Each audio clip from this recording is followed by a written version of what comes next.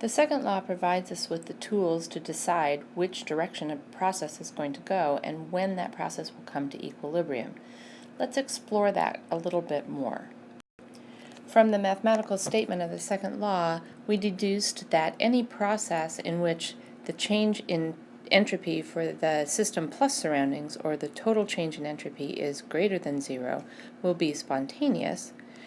In other words, the process will always go in the direction to maximize the number of microstates and increase the total entropy. When that system has a total entropy change of 0, we know that the process is at equilibrium. To apply these criteria, we need to know something about the system and about the surroundings. However, understanding what's happening in the surroundings is often more difficult than just focusing on the system. Furthermore, many of the processes that we carry out, especially in chemistry, are at constant pressure and temperature. So let's explore what happens when we have a constant temperature-pressure process. We'll start by looking at the first law of thermodynamics.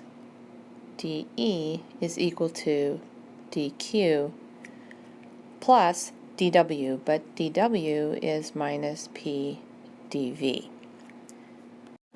The second law tells us that ds is always greater than or equal to dQ over T, and therefore T ds is always greater than or equal to dQ.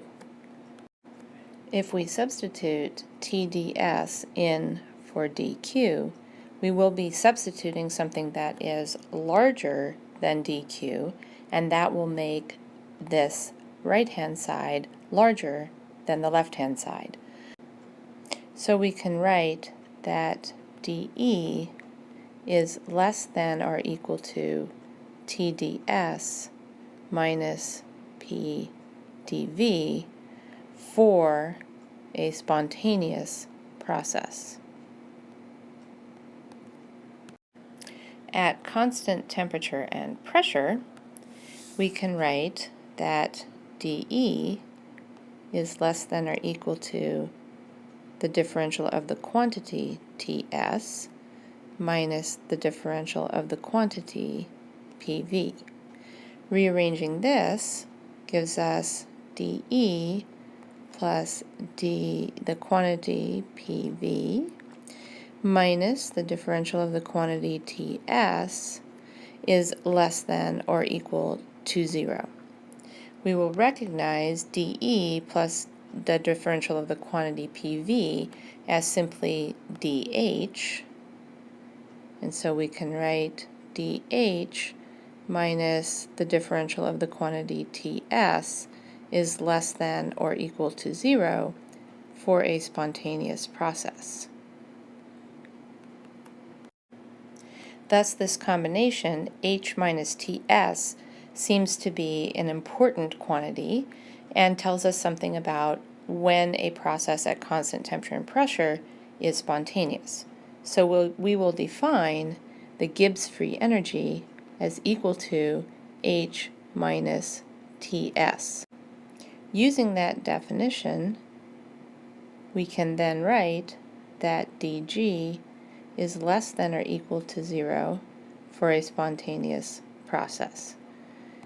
Since the equal sign in the second law applies when the process is at equilibrium, we know that dG is less than 0 for a spontaneous process, and dG is equal to 0 when the process is at equilibrium.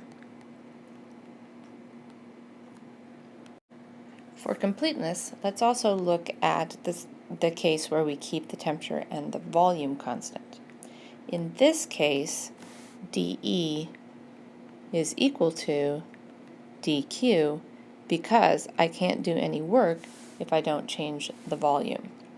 And so if I replace dQ with TdS as before, dE will be less than or equal to TdS for a spontaneous process. Then rearranging, dE minus TdS is less than or equal to 0 for a spontaneous process, and because we have constant temperature, we can write that the differential of the quantity E minus Ts is less than or equal to 0. And so again, this combination of state functions is an important combination, and so we give it a special symbol and a special name and call it the Helmholtz free energy, which has the symbol F. Putting that together with our criteria for spontaneity, we can write that dF is less than or equal to 0 for a spontaneous process at constant temperature and volume. And our criteria for spontaneity and equilibrium of different processes is summarized then in this table. Notice that we have defined several new thermodynamic potentials. These potentials are the Gibbs free energy G, which is equal to the enthalpy minus T times the entropy, the Helmholtz free energy F, which is equal to the internal energy minus T times the entropy. And just as a reminder, the enthalpy is equal to the internal energy plus the pressure times the volume. The internal energy is defined by the first law, and the entropy is defined by the second law. We can write differential expressions for each of these thermodynamic parameters, and we can summarize those in the following way. These differential expressions will be the starting point for nearly every problem that we work in thermodynamics.